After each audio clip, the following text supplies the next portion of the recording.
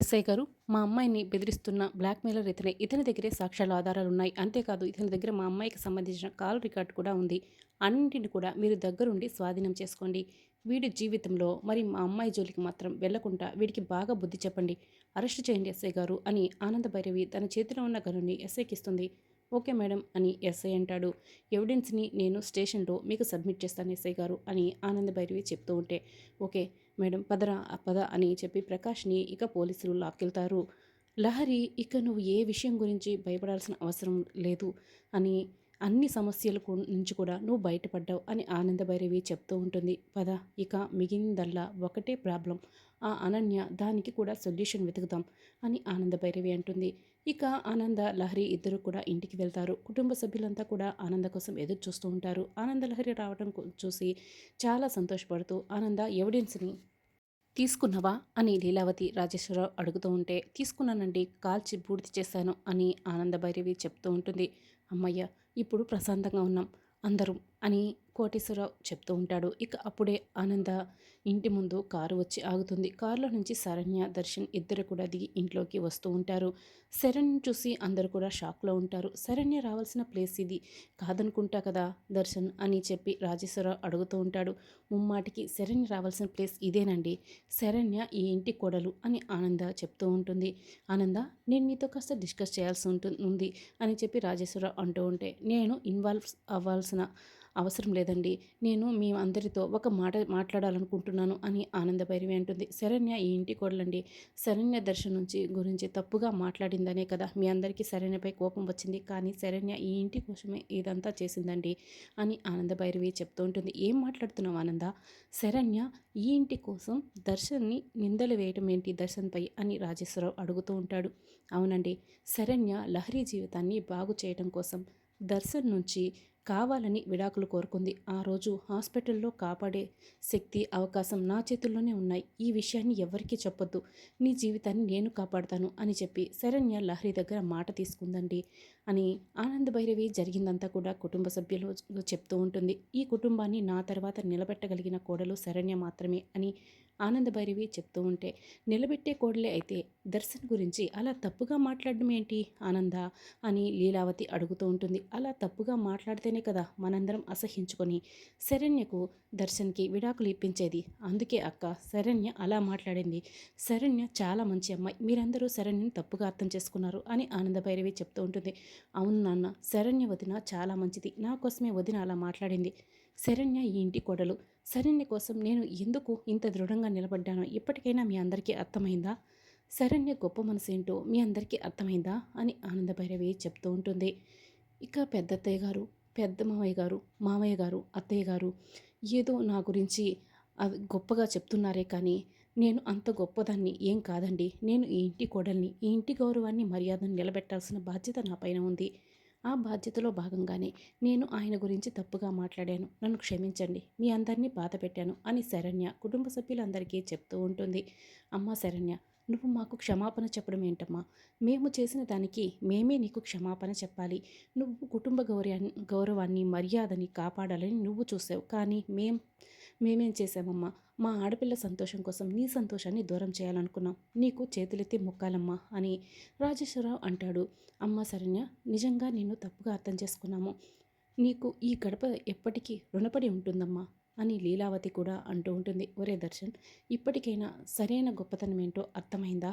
శరణ్య గొప్పతనం ఇప్పటికైనా తెలుసుకున్నావా? ఇన్ని రోజులు నీ చేతులారా నువ్వు శరణ్యను దూరం చేసుకున్నావు కదరా అని రోహిత్ అంటాడు. ఏది ఏమైతే ఏంటి, ఇన్ని అపార్థాల తర్వాత మన చిన్న కోడలు బంగారం అని అర్థమైంది అని కోటేశ్వరరావు అంటాడు.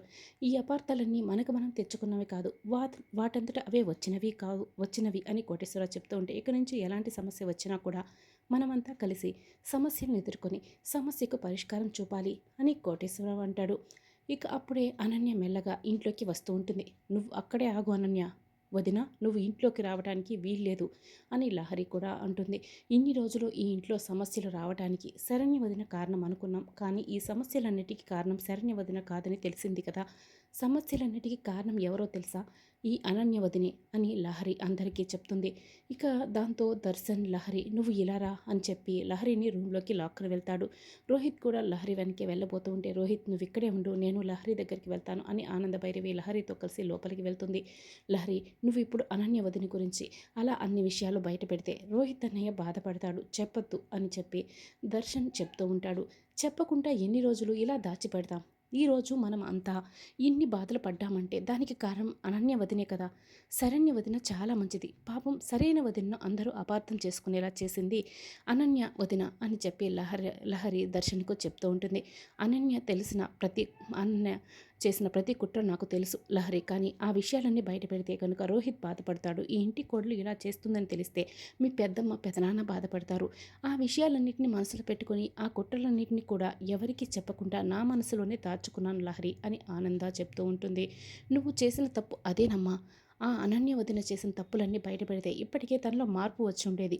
ఈ సమస్యలన్నిటికి కూడా సొల్యూషన్ దొరికి ఉండేది. నువ్వు చెప్పకపోయినా నేను చెప్తానమ్మా అని లహరి దర్శన్ ఆనంద భైరవి మాటలను వినిపించుకోకుండా రూమ్లో నుంచి బయటకు వచ్చేస్తుంది. ఈ ఇంట్లో సమస్యలన్నిటికీ కారణం అనన్యనా అని రోహిత్ ఇక ప్రశ్నిస్తూ ఉంటాడు. అవునన్నయ్య, ఈరోజు ఈ కుటుంబం ఆ బ్లాక్ మెయిలర్ చేతికి వెళ్ళింది అంటే దానికి కారణం ఈ అనన్యనే.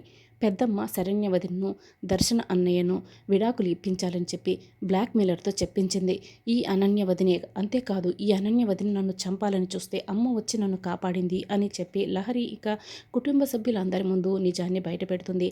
పిన్ని, లహరి చెప్పేది నిజమా అని రోహిత్ ఆనందని అడుగుతూ ఉంటాడు. చిన్నపిల్ల తెలుసో తెలియక ఏదో మాట్లాడుతుంది. లహరి మాటలను పట్టించుకోకు రోహిత్ అని ఆనంద చెప్తూ ఉంటుంది. ఇది కుటుంబ విషయం పిన్ని, నిజం చెప్పండి, ఈ సమస్యలన్నిటికీ కారణం అనన్యనా అని రోహిత్ ఇక నిలదీస్తూ ఉంటాడు. ఇక ఆనంద భైరవి అవునని చెప్తూ ఉంటుంది. ప్లీజ్ అండి, ఇంకెప్పుడు కూడా తప్పు చేయను, ఈ ఒక్కసారికి నన్ను క్షమించండి అని అనన్య అంటూ ఉంటుంది. అవును బావగారు, అక్కని ఈ ఒక్కసారికి క్షమించండి అని చెప్పి శరణ్య కూడా అంటుంది. ఇలాంటి దాన్ని క్షమించకూడదు అని చెప్పి రోహిత్ వెళ్ళి అనన్య చంపపై లాగిపెట్టి ఒక్కటిస్తాడు. ప్లీజ్ అండి, ఇంకెప్పుడు ఇలాంటి తప్పులు చేయను, క్షమించండి అని అనన్య రోహిత్ని బతంలాడుతూ ఉంటుంది. అనన్య మాటల్ని పట్టించుకోకుండా రోహిత్ చంప పగలగొడుతూ ఉంటాడు. అల్లుడు గారు, మా అమ్మాయిని కొట్టకండి అని కాంచన అంటుంది. ఇన్ని తప్పులు చేసిన తర్వాత కూడా మీ కూతుర్ని కొట్టద్దు అంటున్నారు, అడ్డు వస్తే అత్తని కూడా చూడను, మిమ్మల్ని కూడా కొడతాను అని రోహిత్ అంటాడు. ప్లీజ్ అండి వదిలిపెట్టండి అని అనన్య అంటూ ఉంటుంది. నాన్న రోహిత్, ఇలాంటి దాన్ని కొడితే చేసిన తప్పులు పోతాయా ఏంటి? ఇంట్లో నుంచి బయటకు గెంటేస్తే సమస్యకు పరిష్కారం దొరుకుతుంది అని లీలావతి అంటుంది. నువ్వు చెప్పింది కరెక్ట్ అమ్మా, ఇలాంటిది ఇంట్లో ఉండటానికి వీల్లేదు. ఇది ఇంతకుముందు గతంలో కూడా వేరు కాపురం పెడదామని 2-3 సార్లు నన్ను కదిలించింది. దీని మనసులో ఇంత కుట్రుందని తెలుసుంటే కనుక ఆ రోజే దీన్ని ఇంట్లో నుంచి బయటకు గెంటేసేవాడిని అని చెప్పి రోహిత్ కోపంగా అనన్య మెడపట్టి ఇంట్లో నుంచి బయటకు గెంటేస్తూ ఉంటాడు. అనన్య వెళ్ళి డోర్కి తగులుతుంది.